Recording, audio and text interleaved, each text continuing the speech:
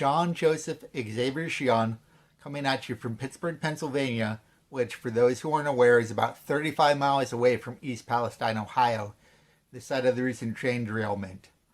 I'm going to talk a little bit about that today. Before we do so, if you haven't yet done so, please slap the like button and subscribe so you can get notified about videos like this in the future if you appreciate this sort of content.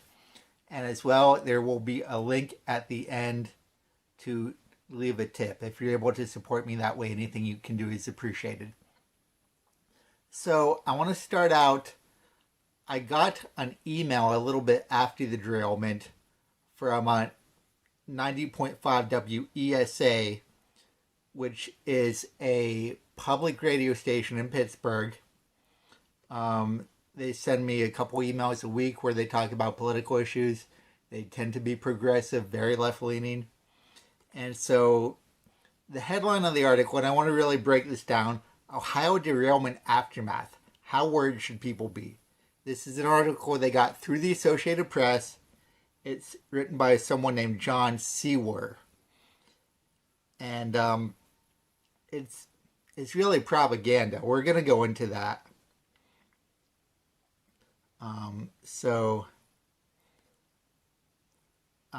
It talks a little bit about the incident. We don't need to go over that. If you're watching this video, hopefully you already know about the train derailment. And then a couple paragraphs in the days since, residents' concerns and questions have only abounded, amplified in part by misinformation spreading online. So if you're worried about this, if you're not believing the official story, you're spreading misinformation. I mean, that's an absolutely disgusting claim to make, and it just shows how this misinformation is weaponized. And rather than being real misinformation, and I'm going to show you the examples, you're just stating an opinion that the elites don't like. So, was the controlled burn safe?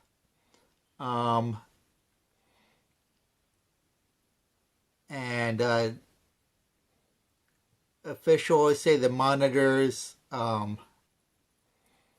hasn't detected dangerous levels in the area, so blah, blah, blah, everything's safe. Continuing concerns about lingering smells, accountability, what to make of pets and livestock that have appeared ill or died since the derailment. And then the article goes on to say, the risk to animals is low. The department hasn't received any official reports about livestock or pet illnesses or deaths directly related to the incident. So they're saying, oh, your pets are perfectly fine.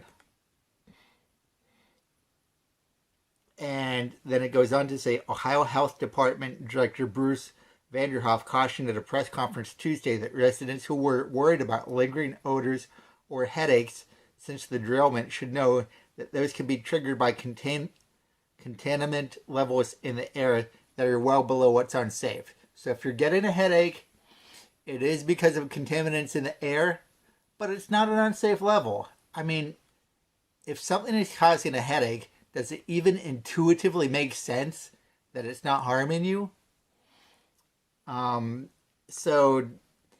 It's misinformation to not believe what you're observing with your own senses. If you get a headache, it's just common sense that there could be a risk to your health, especially with these highly toxic chemicals that are absolutely hazardous to human health. Now, going back to no risk to pets, the Ohio Department of Natural Resources estimates the spill affected more than 7 miles of streams and killed some 3,500 fish. So there's no risk to pets, but there's 3,500 fish that are dead. Again, this doesn't make sense. It kills the fish. There's no risk to your pets or livestock. That's a preposterous claim on its face.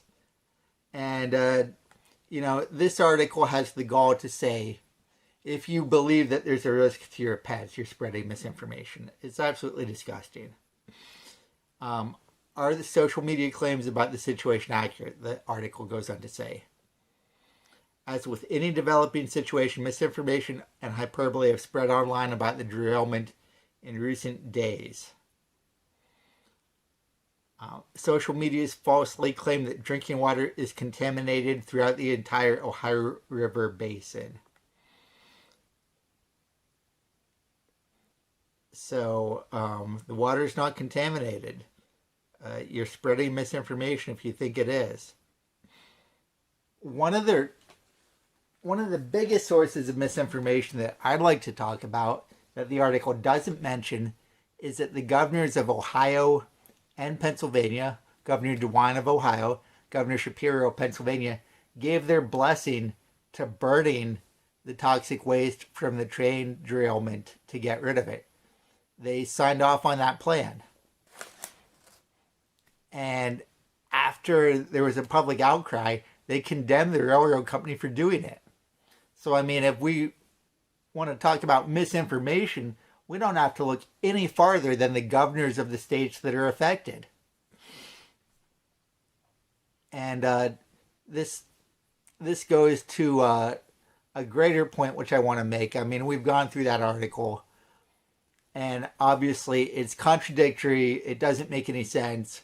And it says you're the problem if you're worried, which is all ridiculous.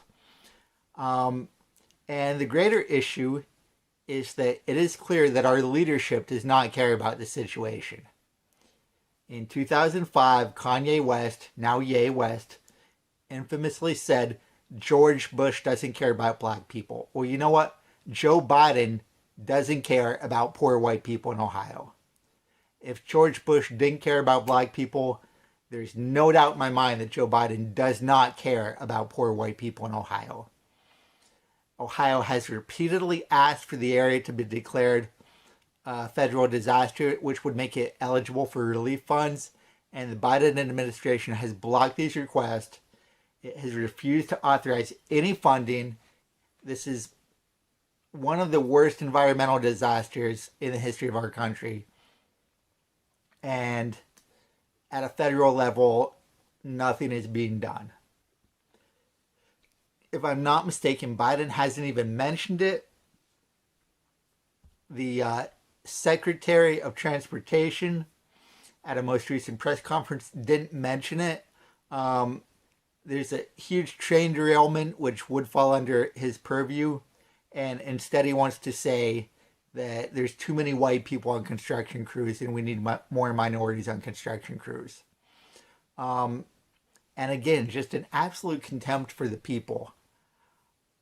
Why do I think this is?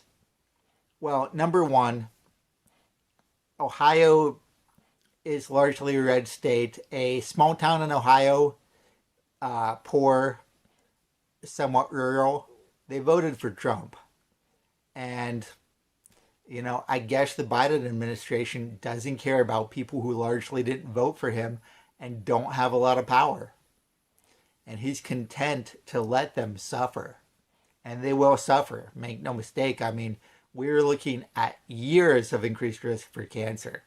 And these people don't care. And it's very upsetting. And, you know, just to hammer home how much he doesn't care.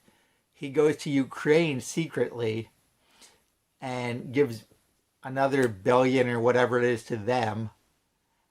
He can't go to Ohio.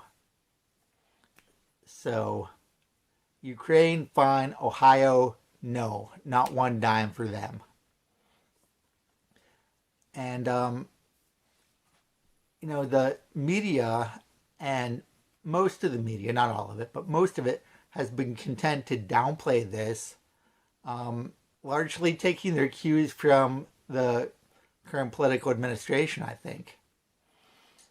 In recent years, reporters have often become literally reporters. They're just repeating the story they're told. They're reporting what they were told. They're not investigating. That's what we're seeing here. And why does the Biden administration not care? Well, if I had to speculate, I think there's a couple of reasons. Now, there's the financial cost, obviously, and they don't want to be on the hook for that. And number two, this is after a string of incidents in 2023 that can't be classified as anything other than failures by the Department of Transportation. There's the balloons, there's all of air traffic control going down, there's other industrial accidents with transportation that have contaminated other areas. And Pete Buttigieg, I think Buttigieg, his name's hard to say. He's younger. Some pundits have talked about him as a potential presidential candidate. And if he gets too tied to this, obviously he's going to be absolutely tarnished if we want to talk about a presidential run. So he'll be damaged goods dead. So I think that there is a desire on both the part of the Biden administration and much of the media to protect him from being blamed for this because it would tarnish him politically. So that's going on. But the long and short of it is they're not doing anything and they're attacking you if you question it. If you say, maybe this is bad.